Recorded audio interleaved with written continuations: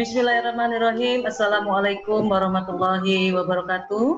Waalaikumsalam warahmatullahi Waalaikumsalam warahmatullahi wabarakatuh. wabarakatuh. Selamat sore semuanya. Apa kabar Bapak Ibu? Alhamdulillah baik Bu. Alhamdulillah baik. Selamat sore. Alhamdulillah baik Bu. Meskipun kita lelah, sudah sore, semoga tetap punya semangat pagi ya.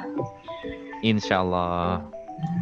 Bapak Ibu, senang sekali hari ini saya bisa berjumpa dengan Bapak Ibu semua yang cantik-cantik dan ganteng, karena bapaknya cuma satu.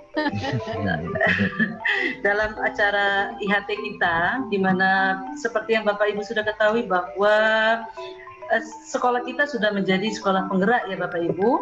Jadi kemarin di satu minggu kemarin saya diberi kesempatan yang sangat berharga untuk mengikuti pelatihan menjadi komite sekolah penggerak. Nah, maksud dan tujuannya hari ini saya bertemu dengan Bapak Ibu untuk men-sharing sebenarnya. Saya sangat yakin bahwa Bapak dan Ibu pasti sudah memiliki pengetahuan yang lebih dari saya dalam hal kurikulum maupun pelaksanaannya kepada anak-anak. Tetapi mungkin apa yang kita dapatkan ini hari ini dapat lebih menambah keilmuan kita, menambah ilmu kita mengenai sekolah penggerak. Bapak Ibu, sebenarnya kurikulum ini, sekolah penggerak ini sudah bukan hal yang asing bagi kita. Sudah sangat sering, bahkan sudah setiap hari kita lakukan, cuma sekarang ini lebih dibuat declare atau diundang-undangkan bahwa Indonesia itu akan memakai yang namanya kurikulum merdeka sekolah penggerak, di mana setiap anak peserta didik itu harus diberikan kebebasan untuk belajar, untuk menimbulkan potensinya, untuk menggunakan semua kemampuannya, kemudian belajar sesuai dengan gayanya. Nah, kewajiban kita sebagai guru mungkin hanya sebagai fasilitasi. Jadi ada pergeseran paradigma bahwa kalau zaman dulu kita adalah sumber dari segala sumber ilmu, satu-satunya forever seperti itu. Tetapi sekarang ini kita harus berubah bahwa kita bukan satu-satunya sumber ilmu, tapi kita hanya sebagai fasilitator yang memfasilitasi anak-anak didik kita supaya bisa menjadi anak-anak yang memiliki profil pelajar Pancasila. Baik Bapak Ibu, agar tidak berlama-lama mungkin saya share screen dulu ya Bapak Ibu.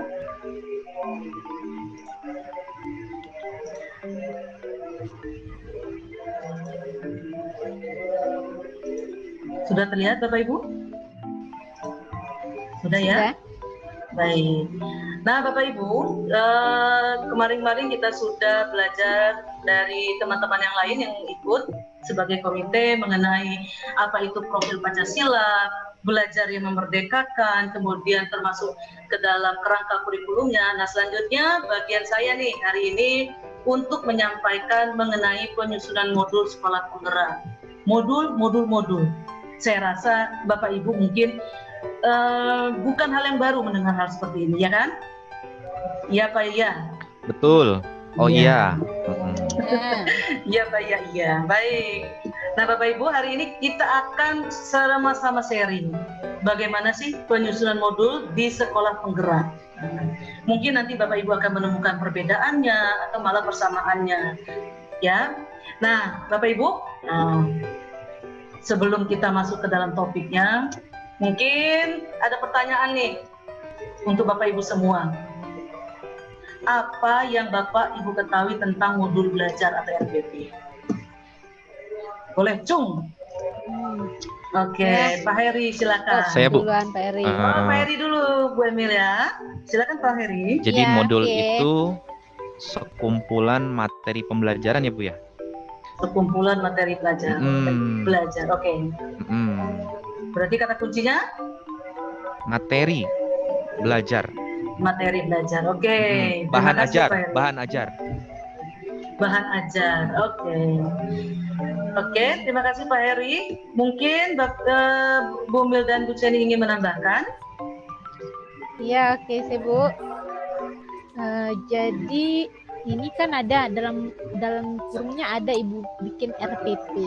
Artinya modul ajar sama dengan RPP. Jadi kalau kita bicara RPP, di RPP ini terdapat identitas mata pelajaran, tujuan pembelajaran, kemudian apa metode yang dipakai, kemudian juga strateginya, terus ada juga lampiran materinya dan asesmennya. Mungkin itu Bu. Baik, terima kasih Bu Mil, lengkap sekali, super ya Bu ya, Bu Mil super sekali, terima kasih. Oke, Ya, sama-sama Ibu. nanti kita diskusikan bareng-bareng ya Bu ya. Oke, sekarang kita ke pertanyaan kedua nih. Bagaimana hambatan yang muncul dalam proses pembuatannya? Nah, Bu Jenny, Ya, saya mungkin Bu. memiliki hambatan, boleh, silakan Bu. Hambatannya butuh waktu yang memang lama ya kalau mau lengkap seperti yang tadi disebutkan Bu Mil.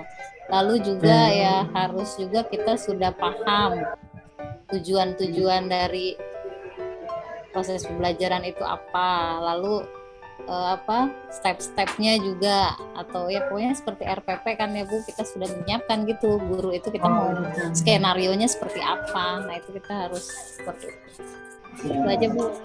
Oke, berarti mungkin saya ambil poinnya Bu Jenny ya. Mungkin pertama adalah waktu yang diperlukan cukup lama, kemudian kemampuan kita untuk membuat modul itu sendiri. Ya, oke.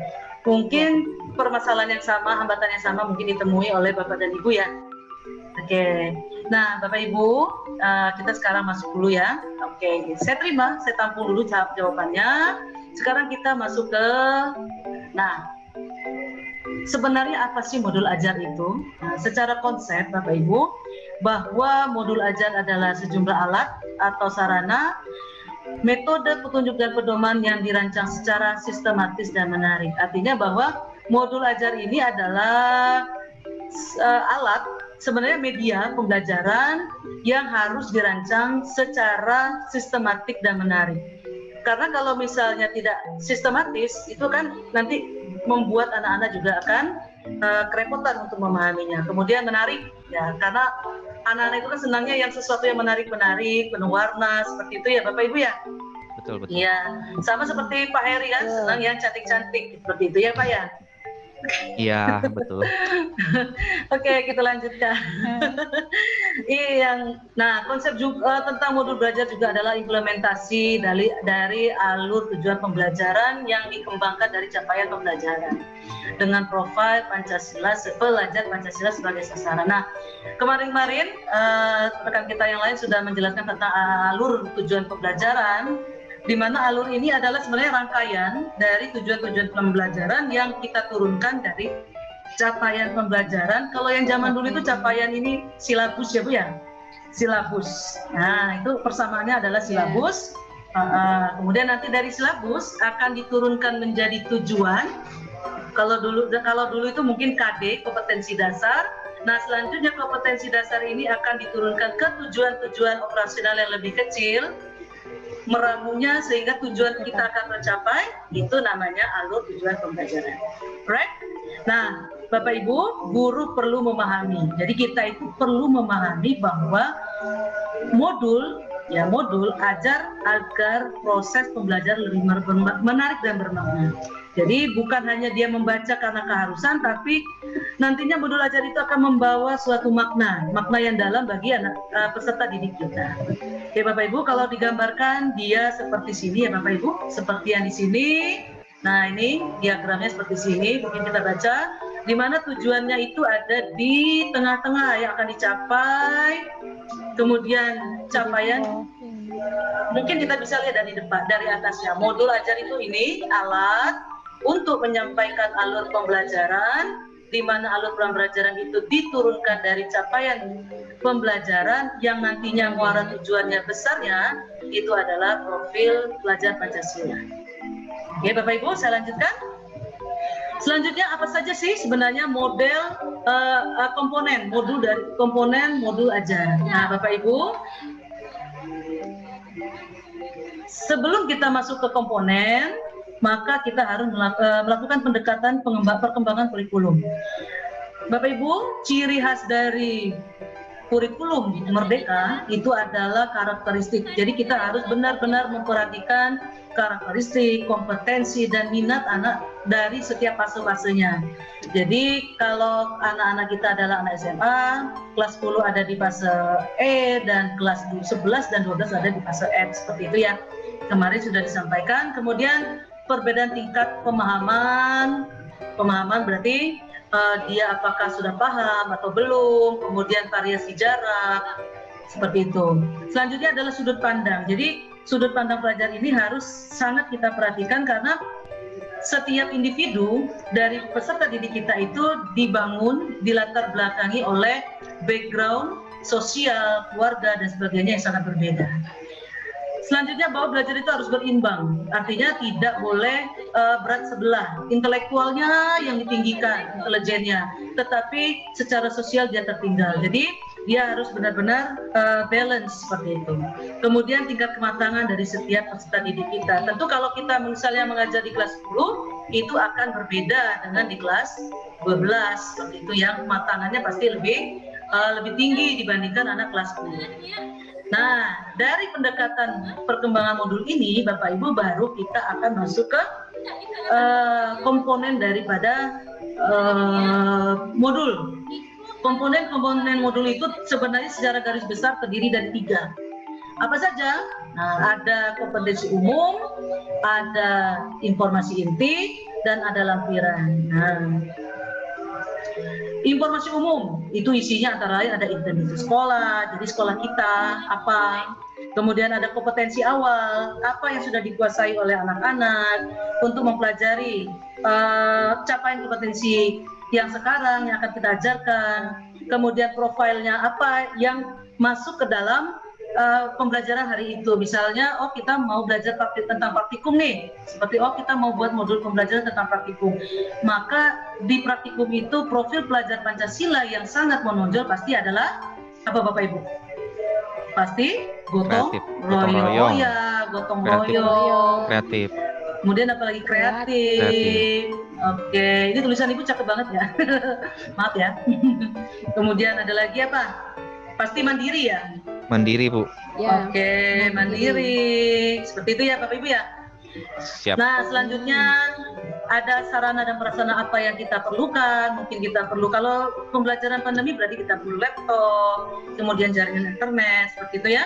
Nah, target peserta didik kita siapa, kelas berapa, kemudian jumlahnya berapa, karena kan jumlah ini sangat mempengaruhi ketika kita meramu pembelajaran, merancang pembelajaran.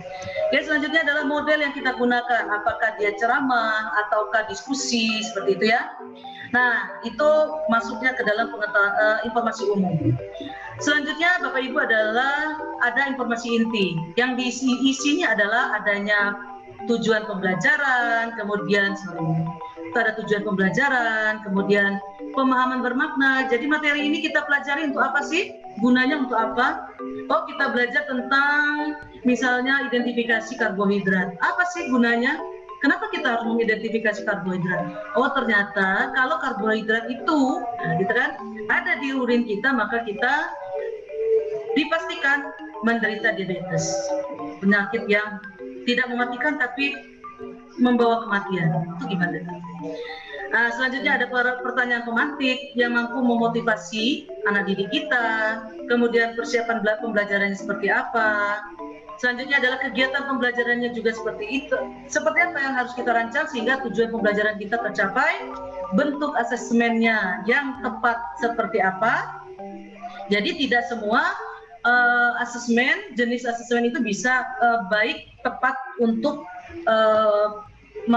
kegiatan belajar yang berbeda. Contohnya kalau praktikum, tidak mungkin kita asesmennya adalah pilihan ganda atau tertulis begitu, tapi mungkin kita bisa pakai observasi atau unjuk kerja seperti itu. Kemudian ada pengayaan dan remedial, Bapak Ibu. Kalau anak kita misalnya sudah di atas rata-rata, ambil dia pengayaan. Di bawah rata-rata maka dia perlu remedial, maka dia perlu pendampingan. Nah, di dalam modul pembelajaran ini wajib hukumnya untuk disertakan, karena anak kita pasti berasal dari berbagai kompetensi, kemampuannya berbeda-beda. Ada yang di atas, ada yang tengah-tengah, dan ada yang di bawah pasti. Kemudian kita juga harus memasukkan refleksi. Ciri dari salah satu juga menurut saya, Bapak Ibu, di dalam kurikulum Merdeka ini harus adanya refleksi. Karena refleksi ini untuk membawa, sebenarnya refleksi itu adalah kita menilai pembelajaran apa yang sudah kita lakukan efektif atau tidak, perlu diperbaiki atau malah dibuang, itu adanya setelah kita melakukan refleksi peserta didik maupun guru. Nah, komponen yang ketiga adalah lampiran. Isinya adalah lembar kerja siswa, bahan bacaan. Jadi mungkin anak kita biar lebih terfokus, mungkin kita kasih link-link yang bermanfaat bagi dia. Misalnya, silakan kamu baca link ini, seperti itu. Kemudian ada glosarium, kata-kata yang perlu dipahami. Selanjutnya ada perpustakaan. Baik Bapak Ibu, saya lanjutkan prinsipnya. Jadi prinsip dari modul adalah esensial, relevan dan konseptual, menarik, bermakna, menantang, dan berkesinambungan. Esensial berarti berisi pengalaman belajar dan lintas disiplin. Artinya kita bisa berkolaborasi dengan mata pelajaran lain. Relevan dan konseptual berarti berhubungan dengan pengetahuan dan pengalaman yang sudah dapat hari ini, besok, atau nanti. Jadi ada kontekstual, artinya kekinian. Menarik, jelas. Bermakna dan menantang. Bermakna membawa berarti sudah ke arah manfaat, dan menantang, membawa rasa ingin tahu peserta didik kita untuk mempelajari bab itu. Kemudian berkesinambungan, artinya terus menerus, seperti itu. Oke, kita lanjutkan mengenai prosedur. Nah, prosedurnya ini Bapak Ibu, ada analisis. Pertama kita harus melakukan analisis dulu kebutuhan dari guru, kemudian peserta didik dan satuan. Karena berbeda guru pasti berbeda kebutuhannya, berbeda siswa pasti berbeda juga kebutuhannya. Setelah kita kemudian juga terhadap sarpras, jangan lupa Bapak Ibu, sarpras kita kan nggak mungkin kita mau belajar tentang misalnya mempelajari tentang atom, tetapi kita misalnya tidak punya alatnya. Nah, jangan digunakan. Oke, selanjutnya adalah tentang yang kedua adalah identifikasi dan tentukan dimensi. Tadi sudah disampaikan di bagian umum tadi bahwa profil Pancasila apa saja yang berkaitan dengan pembelajaran sekarang. Selanjutnya adalah tentukan alurnya. Nah, alur ini Bapak Ibu terlihat dari kegiatan pembelajaran, dari kegiatannya. Kegiatannya itu akan kelihatan, oh kita itu untuk mencapai ATL yang ini maka kegiatannya harus apa, seperti itu. Selanjutnya adalah susun modul berdasarkan komponen yang ada, berarti berdasarkan susunan yang ada di tadi, yang ada di komponen tadi. Oke, Bapak Ibu? Oke. Nah, prosedur selanjutnya adalah pelaksanaan pembelajaran. Selanjutnya adalah evaluasi dan tindak lanjut. Jadi setelah melakukan evaluasi, refleksi, kemudian kita akan melakukan tindak lanjut. Apa yang harus kita lakukan? Pengayaankah? Pendampingankah? Strategi yang tidak tepat? Gantikah? Seperti itu. Baik Bapak Ibu. Nah sekarang, sebelum pertanyaan, sebelum kita diskusi. Nah sekarang waktunya diskusi nih. Oke Bapak Ibu. Nah dari saya dulu ya pertanyaannya, atau dari Ibu dulu? Bapak Ibu silakan. Ada yang ingin ditanyakan? Silakan. Dari Ibu aja lah, Bu. Oh, saya langsung. Baik. Baik. Ini ya. Apa yang Bapak Ibu sudah pahami tentang prinsip penyusunan modul belajar? Oke. Oke, Pak Heri. Ya. Apa yang sudah Bapak pahami? Perbedaan konsep modul belajar. Sepertinya lebih tajam dibandingkan modul-modul sebelumnya, Bu, dari segi isi. Lebih ke khusus mencapai ketujuan kepada siswa. Lebih kepada siswa. Jadi center oriented ya Pak ya? Betul Bu. Nah, student. Oke. Mungkin ada yang mau menambahkan, Bu Mil? Ya, di dalam modul ajar ini memang ketujuannya. Sementara kalau di modul yang sebelumnya itu lebih ke materinya. Sementara di modul ajar itu sekarang materinya bisa dicari di mana, bisa dari internet, bisa dari buku yang lainnya gitu. Nah, itu salah satunya mungkin Bu. Baik, terima kasih Bu Mil. Bu Jenny ada yang ingin ditambahkan? Iya, untuk yang modul ajar ini Bu, yang untuk nanti diterapkan di sekolah penggerak, kalau menurut saya dari yang paparan yang sudah Ibu sampaikan, sepertinya nantinya itu lebih apa ya, mungkin padat gitu ya, tapi lebih mungkin menarik, esensial, yang penting-penting aja gitu sepertinya sih. Terus memudahkan guru dan siswa untuk memahami, dan mungkin kalau kita yang memudahkan menjalankannya. Baik, berarti Bapak dan Ibu, baik, terima kasih. Alhamdulillah sudah paham ya. Saya mungkin yang belum paham terhadap Bapak Ibu ya. Oke, selanjutnya yang kedua nih, apa persamaan dan perbedaan konsep modul dari yang zaman dulu sampai sekarang seperti itu? Mungkin kita mulai dari Bu Jenny deh. Oke ya Bu. Oke, boleh, silakan Bu. Untuk persamaan, kalau menurut saya dari yang sudah Ibu sampaikan tadi, ini tuh mirip dengan waktu di kurikulum 2013 itu seperti RPP Bu, ya kan. Terus ya ada juga di sana KIKD-nya, ya kan. Kalau yang di sekarang itu ya capaian pembelajaran itu. Perbedaannya yang sekarang lebih simpel, lebih kontekstual, relevan, mengikuti perkembangan zaman, dan lebih memang untuk ke peserta didik gitu, student oriented gitu. Oke, thank you Bu Jenny. Oke, saya senang sekali, ternyata Bapak Ibu pintar-pintar semua. Alhamdulillah. Oke, kita lanjutkan ya. Nah, ini kita refleksi bareng-bareng. Sama ya. Oke, kita langsung aja ke yang ini deh, nomor 2. Mungkin nomor 1 sudah tadi ya, yang kita diskusikan sudah paham semua. Mungkin langsung kedua saja. Apa tantangannya? Kita coba deh, Bumil boleh deh, Bumil silakan. Ya, tantangannya mungkin ya modul ini kan harus menarik gitu. Jadi supaya menarik artinya kita harus bisa memberikan gambar-gambar atau yang lainnya. Kita pemahaman teknologi dan IT-nya harus lebih. Kemudian di dalam modul ini kita harus bisa menghubungkan dengan pencapaian Pancasilanya. Kemudian kita juga harus memberikan asesmen-asesmen yang sesuai. Nah, jadi mungkin itu tantangannya, kita perlu belajar banyak, jadi membutuhkan waktu yang banyak juga untuk mengerjakannya. Iya, terima kasih Bu Mil. Iya, terima kasih Bu Mil atas diskusinya. Tapi memang kita adalah guru-guru super ya, yang mana meskipun waktu kita terbatas, tapi kita selalu memiliki semangat untuk anak-anak didik kita. Baik Bapak Ibu, nanti tugasnya akan untuk workshop mungkin setelah ini, setelah istirahat, untuk tugasnya membuat modul ajar workshopnya. Nah, mungkin saya sertakan dulu di sini untuk ininya ya Bapak Ibu ya. Untuk contohnya mungkin ya sebagai gambaran, saya mana sih? Nah, ini mungkin saya contohkan dulu ya Bapak Ibu ya. Kira-kira bentuknya seperti ini. Oke, nah ini tadi informasi umum. Oke, ada tujuan pembelajaran, pokok Pancasila. Kemudian ada juga ini catatan untuk guru. Kemudian ada persiapan. Kemudian aktivitas apa yang akan dilakukan. Kemudian kegiatan pembelajarannya. Oke, di sini kimia ya Bapak Ibu ya.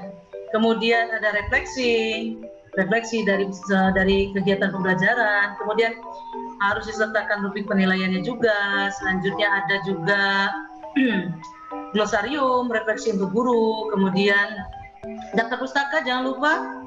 Selanjutnya ada lembar kerja siswa.